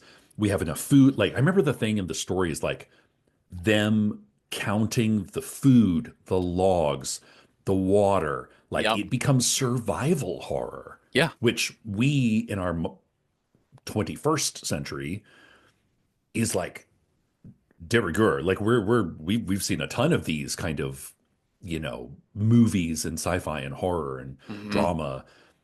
But I think in the 50s, 60s, they weren't really too keen on that. No, no. Um, we've got the tension building because we're all in a moment of stress. Lydia and Mitch Yeah, fighting. Lydia Lydia's has kind the of losing greatest it. point, which is we should just leave, go to San Francisco, get out of Oh here, my go to the city. He's like, God. no, we're safe here. Are you? I like right in front of the portrait of his father. He's like, Yeah. we're safe here. Yeah. And but And Lydia's and like, how do you know? When are the birds going to attack? I, You don't know. You you don't know don't know jack shit. shit. No. And later If that night, the birds go ham on that fucking Yeah, they do. house. Yeah, they fucking do. Melanie is in full swoon mode. So Yeah. is Lydia. Like Yeah. Lydia's a little That like, was Kathy. I mean, Kathy's yeah, a child, so naturally, but honestly, like, like children actors are not my favorite, but Veronica Cartwright, you kind of understand why she became an actual legit actress yeah, later. You're like, okay, you're a child actor that's actually a real character in some of these scenes. yeah. But then they They get sounds in one die little down. They window. They yeah, get, yeah, they fight them off. Not yeah, without, Mitch getting his hand pecked off nearly and all that. those But fucking seagulls. but it all dies down and they're all sitting by the fire. I guess they had somebody come Yeah, clean that chimney out. yeah. And they're drowsing, going to sleep. And Melanie is awake now because she's had the whole evening to nap because she passed out when she heard birds. Right. And she She hears goes to something investigate. upstairs. Let's investigate. So stupid. And she hears something up and she goes all the way into the attic, opens the attic door, and they have come in through the roof, and those birds beat the shit out of her. This is another scene that's in the book, but Uh-huh. I feel like in the book it makes sense. Yeah. Like how I don't even know which were the characters, but one of the characters like they're kind of like taking guesses on which of the rooms the birds have broken into Yeah. in order to fortify, which logically makes sense of like, oh shit, they're in the master bedroom. We have to go reinforce that rather than methinks I hear a noise. Uh-huh. I will go armed only with my flashlight Uh-huh. and not tell anyone where I am going. Ridiculous. And also coming off of her being so swoony at the sound of Yeah. birds, like this is very clearly not in her character at this point. What do I you don't think know. you're going to find up there? Yeah. And this is where Tippi Hedren famously is like, what the fuck am I doing? Yeah, why would I go up the stairs? Because I said so. Yeah. That's crazy. Which is the sign of a person who is just I don't know. As a director, it's in the script, just do it. I didn't figure it out myself. As the old joke goes, an actor asks the director, what's my motivation? And the director says, your paycheck. Jesus. And Mitch hears the commotion, comes up there, drags her shredded body and Nile water. Nile water suit. Uh-huh. Yeah. Uh Red and green. O'Daniel? Is that what it is? O'Daniel. O'Daniel suit. But it's all like, but again, it's like those contrasting colors of red and green are Uh-huh. like choice. Yeah. And he's like, tells his mom, like, go get the bandages. And he tells his 11-year-old sister, go get the brandy. Yeah. And I was thinking, wait, he told his mom to get bandages and rubbing alcohol. What is, oh, he's just going to force feed Yeah. actual brandy down Melanie's throat. Like a fucking Saint Bernard on top of the Alps. Yeah. But this is where they're like, you know what? maybe we should leave. Yeah, it's if I'm fucking Lydia here and Mitch is like, we've got to get her to a hospital. We have to leave this place. Really? What a It's like, great idea, Mitch. 6 hours ago, you thought we should just hunker down. Incredible. Whoa. Why didn't I think of it? And I think it's interesting. The there's two news reports from outside, and this is Uh-huh. another big thing from the story that I think is much scarier in the story. Because spoiler alert, in the story, the birds take over the entire British Isles. Yes.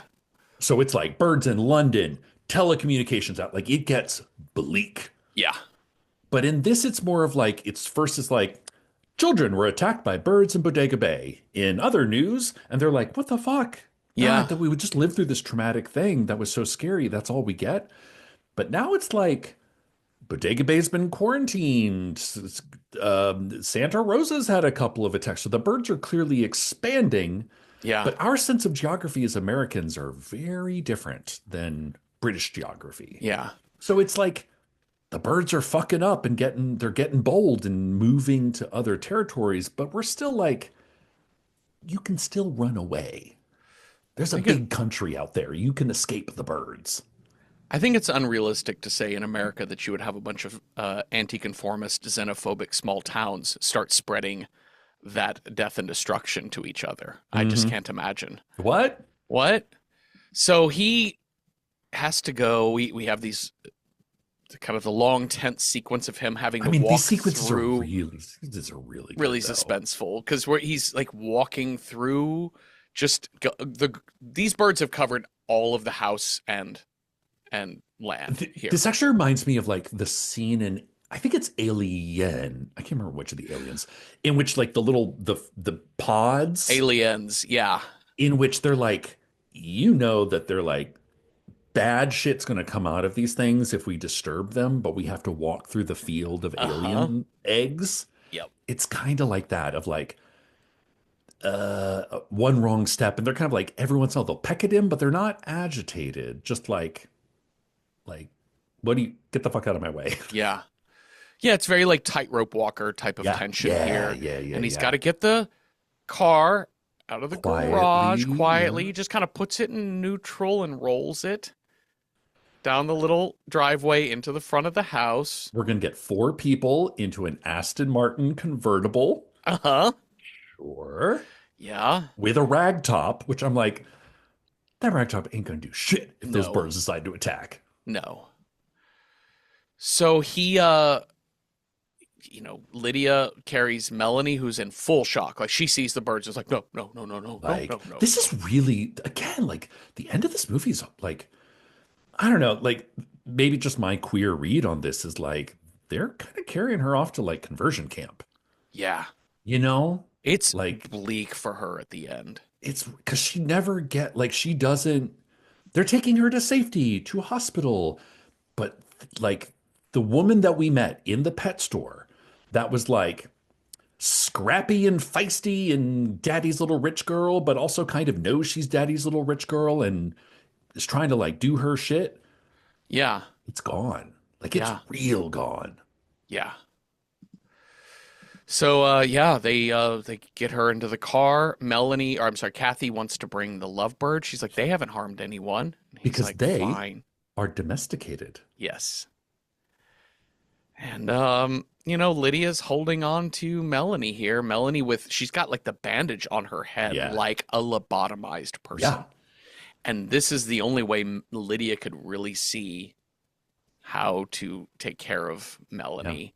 And Melanie has no choice but to be taken care of, even though the whole time she was conforming to being part of this family, to doing all of this. But now in the end, it's head injury. Melanie is the Yeah. only way that Lydia can really access how Melanie can be loved. And we get the slow roll through the field of birds, and then you kind of see the car finally kick into gear and he hauls Yeah. ass out at the end. Should we rate this movie, Cecil? Yes, let's. All right, how approachable is this movie? If you're a horror film averse on a scale of 1 to 10, with 1 being not at all approachable and 10 being super approachable, I might give 6 out of 10 blackbirds baked in a pie. Oh, sure. like I think that eyeless man is a really effective scare. It's Yeah. gory, it's direct, it's not violent, but it is a I don't even think it just feels like a snapshot Yeah. of violence. And Like it looks like wartime photography, yeah, like in its realism.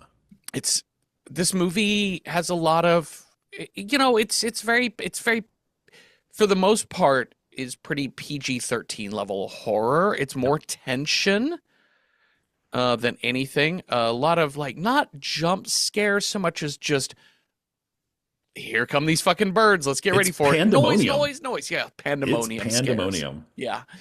Obviously animal harm, child harm. That beginning, the whole opening meet cute stuff was very stalking.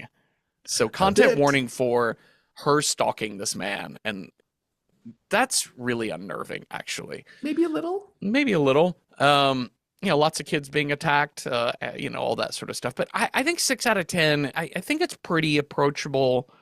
And I think for where we are now in terms of the way we do horror films, because this is horror, but it's also more like popular suspensey sort of movie. So 6 out of 10. To speak nothing of approachability, Cecil, how do you rate this as a horror film? As a horror film, this falls under what I would call matinee horror. Yes. You know, I try to watch horror movies at night. I think Hmm. horror movies during the daytime sometimes suffer and seem a little silly in the light of day. This movie, full day scare. This is a great matinee. It's not the most terrifying, graphic, jump out of your seat, but like you said, it is tense. Like it's Yeah. really tense. And it's a lot of long, drawn out, protracted silences with no music to tell you what to feel. And so you're Hmm. just kind of left with the reality of the situation, which is awesome. Yeah. I think it does kind of take a hot minute to get there. Uh-huh. There's a little bit of that, Yep. but I mean, it's a fucking classic for a reason. Yeah. 8 out of 10. Perfect. Rizzledy Rozzledy, Rounds of Rizzledy Rozzledy, sung by creepy children. Let's figure out what movie we are going to watch next. You've got a scare die. I've got a style die. We will roll those up, see what movie matches those two things. Cecil, on your scare die, if you roll a 1, our scare is phenomenon, like a superpower sort of thing.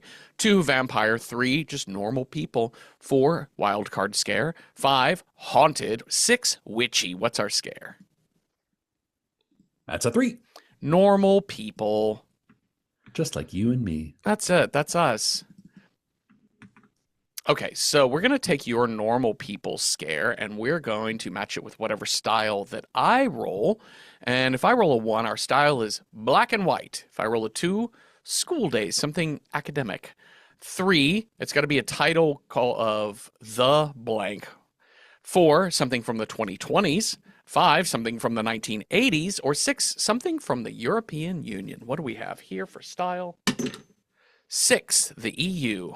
Oh, this is gonna be chock full because those Europeans, they love a creepy person story. Boy, they sure do. There's a lot of them. Okay, so we wrote down a whole bunch here, and I can already see right at the top of our list one that we have been wanting to watch for a long time. And then we also have We a got so Letterboxd many. account. Yeah. We are at Random Horror 9 on Letterboxd, where we keep lists of every possible die roll that's currently available, and you can go leave comments and suggest movies for those possible combinations. So, Cecil, let's start with the ones we wrote down on our list. First off, another classic of the mid-century. This is Diabolique. This is a Yes. French film. Shocking. True classic. I Like, have have you never ever seen seen this? it. You've Never not? seen it. Don't know much about it. All I will say is that this movie is so shocking. It's one of those movies at the end, it has the title card that says, "Do not tell the ending of this movie to your friends and ruin the ending of this movie." And let me say, it earns it. That's awesome. So I also we've got a couple of more like French extremity movies. Haute Tension, We should High probably look and Tension. see if that's available because high tension is one that fades in and out of availability. But I remember seeing this movie pretty soon after it came out and was like, this French the French new horror movement is not fucking around.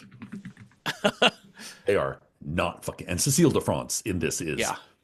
top notch. At time of recording, currently not available. Ah, there you go. Well, keep it in mind for later. We also have one on here called The Evil Eye. I don't know if I know this one. Did I put this here? This is a I get into a Spanish. frenzy. I get into a frenzy when I do these grids, and I'm like, That's yeah, Mexican. 1963, Mario Bava. Oh, I put this on here. This is The Girl Who Knew Too Much. Oh, yep. American tourist in Rome witnesses a vicious murder, but no one believes her. I love this movie. I watched the Criterion Oh, had you've seen it? Oh, shit. they had a Giallo collection a couple months back. Maybe a lot of them are still up there, but The Girl Who Knew Too Much, or The Evil Eye, I think is known in here as girl in America as The Girl Who Knew Too Much. Sounds awesome. Really great. It's also one of the only black and white Giallo films. Oh, that's interesting. But a lot of people Mario cite Bava is this, like the godfather. a lot of people cite this as the first Giallo film. Interesting. Yeah. Ooh, that's real tempting. It's very fun, very funny, Oh. and very like Giallo crime, Italian cops, all of that sort of stuff. Oh, love it. We also have Them, which is another French film. I believe this Or is like a Il. home. This is like a home invasion-y thing. It's the movie that inspired the Strangers. Yes. Yes. Same thing, kind of the same thing. It's like two people trapped in a house with a bunch of hoodlums that are just killing for this, killing and scaring people for the sake of funsies. Yeah. Another French extremity movie. We've got Martyrs.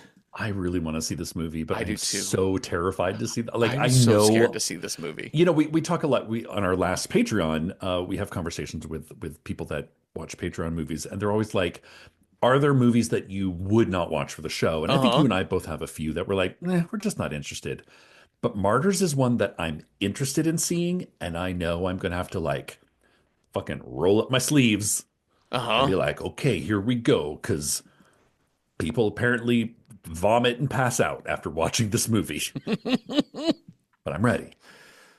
Another really intense film is Man Bites Dog. This is like, I think when I was like maybe late high school or college, maybe this is one of the movies that kind of opened my horizon to non-Hollywood filmmaking. It's a French movie about a film documentary crew that's following around a serial killer.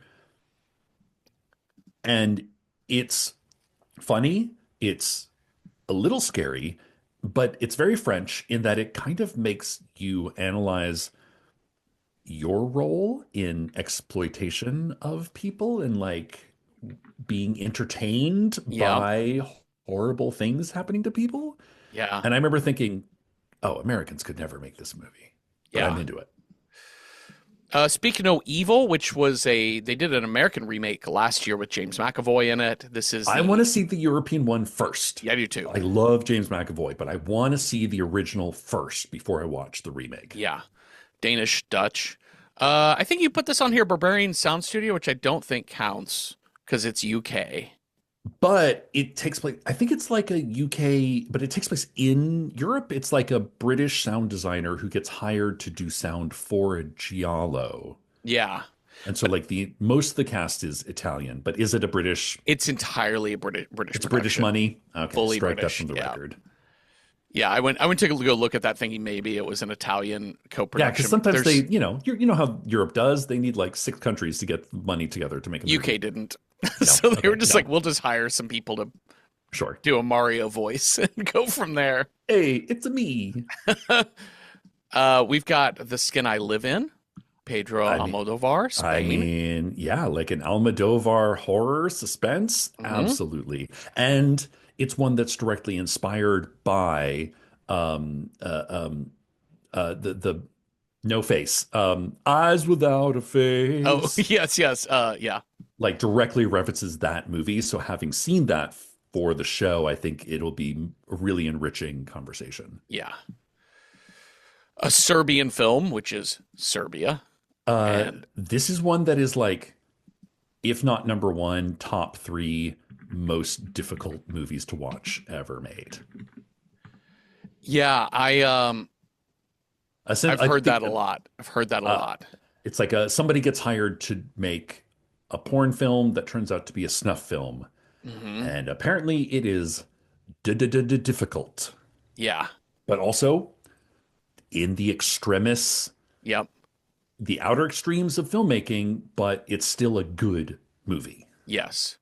Also, have to say disqualified because Serbia is not in the EU. It Oh, is oh, okay. European, But but not they in the have not EU been let into the EU yet. I do not know the reasons why, because they keep making snuff films. because they keep making snuff films and committing genocides. So that's it. I don't think they're still doing that, but Oops. that's a tough one. Antichrist. This is Lars von Trier. I'm assuming that's the one that we're Have you ever talking seen about. this? I have. I have seen this one. This is one that I was like, that's a movie that I never want to watch again. But I now enough time has gone by that I'm like, I would watch it again.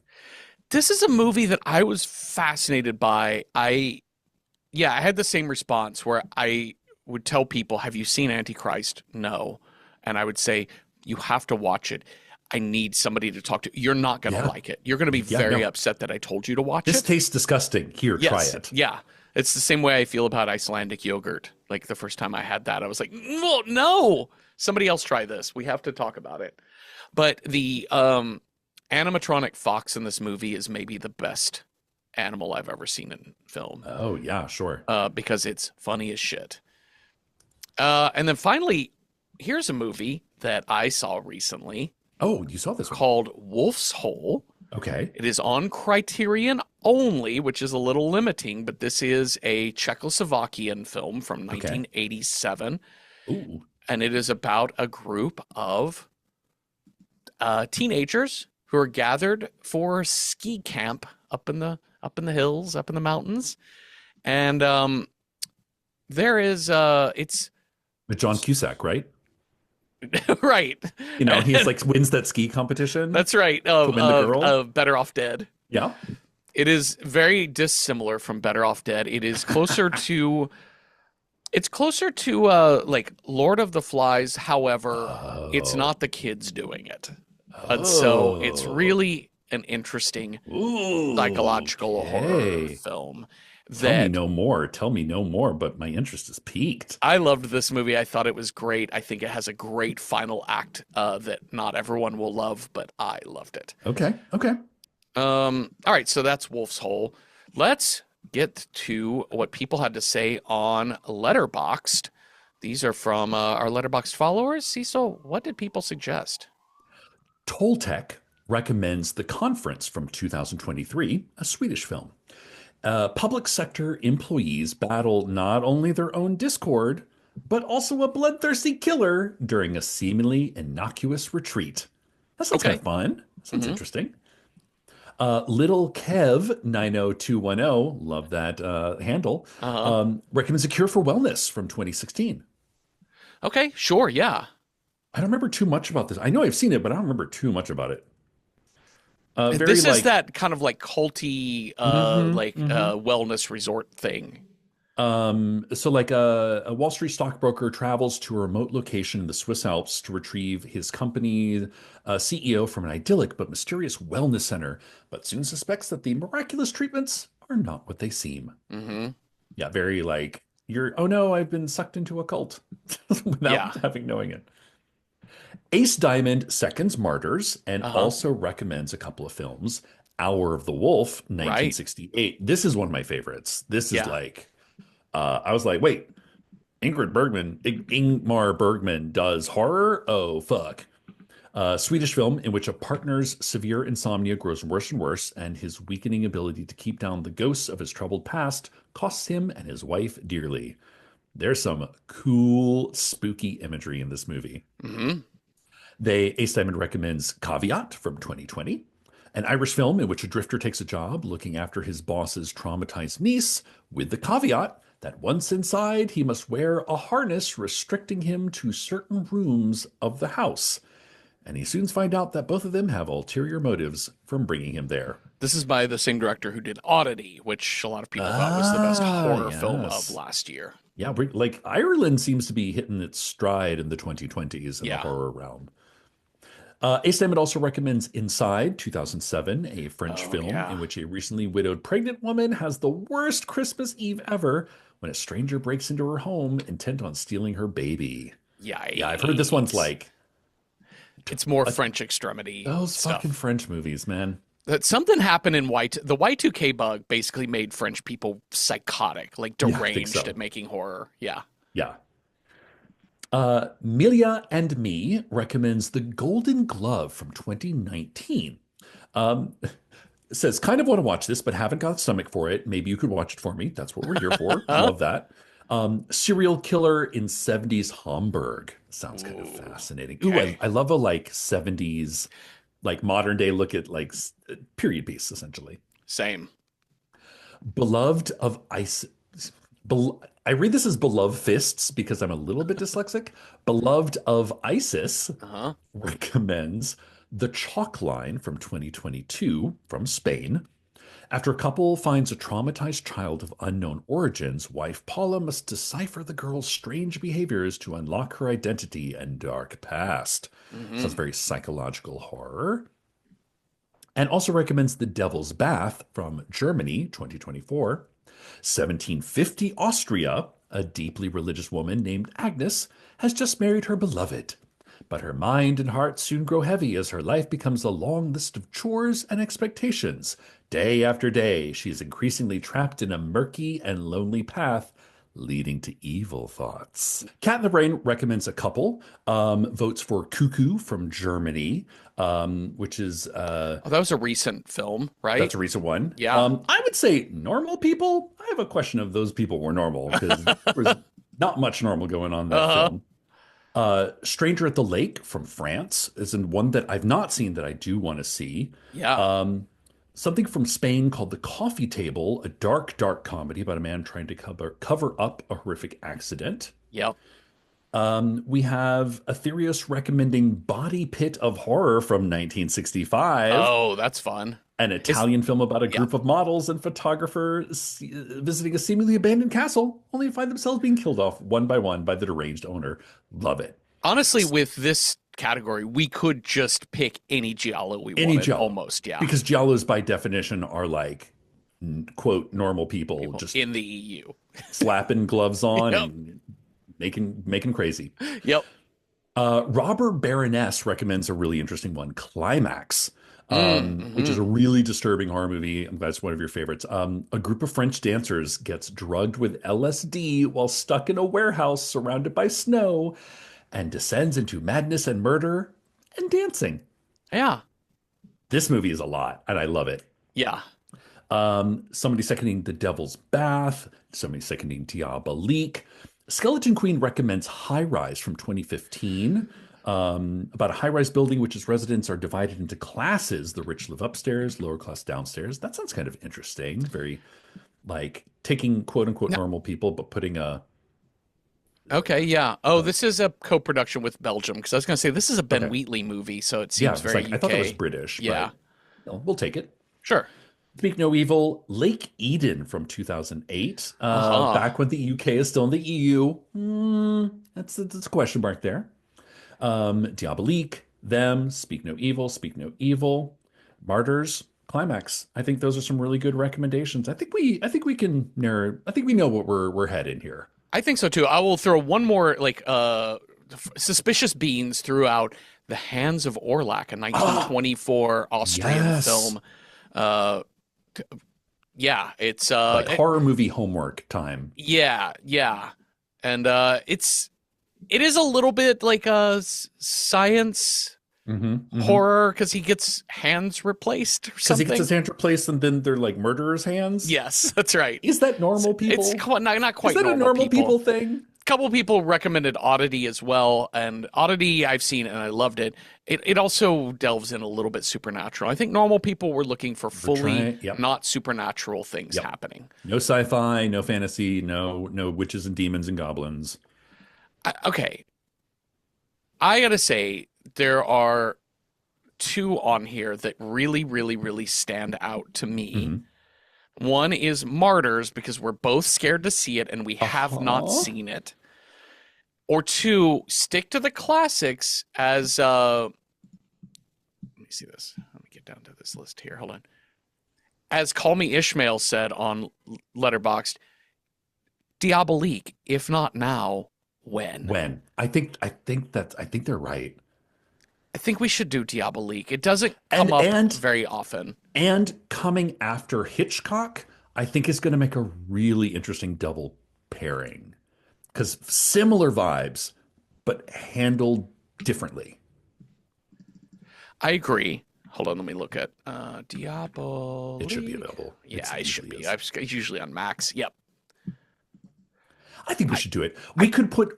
This is such a strong one. I would normally say put together six, but really, Jeffrey, let's do it. Let's just do it. Let's see Diabolique. I'm excited. I've been wanting to see this for a long time. And also, I've learned my lesson, like, don't put off movies you want to see because they'll take Yeah, them away from you from yeah. streaming. And also, I don't know what happens in this movie at all. So Like now I want to get to it before I have any chance of it being spoiled. this is one of the movies that made me want to start this podcast Yeah. with you. To be honest. And we're nearing our 5-year anniversary of doing See, the show. this is how long Let's it finally takes get for us it to get to a singular movie. to a movie we want to watch. Yeah. Well, great. Thank you all for listening. Thank you, Cecil, for talking with me. And if you have thoughts on The Birds or ideas for what movie would you have picked from an EU country that is about normal people and is horror, let us know at Random Horror 9 on Blue Sky, Instagram, or on Patreon, where we have public discussion threads for each and every episode, and you don't have to be a paying member to participate in those. So watch Diabolique 1955 with us this week, and come on back next Tuesday for a new episode. Have a restful night with no one accusing you of bringing all these birds or nothing. Boo. Boo! Tweet, tweet.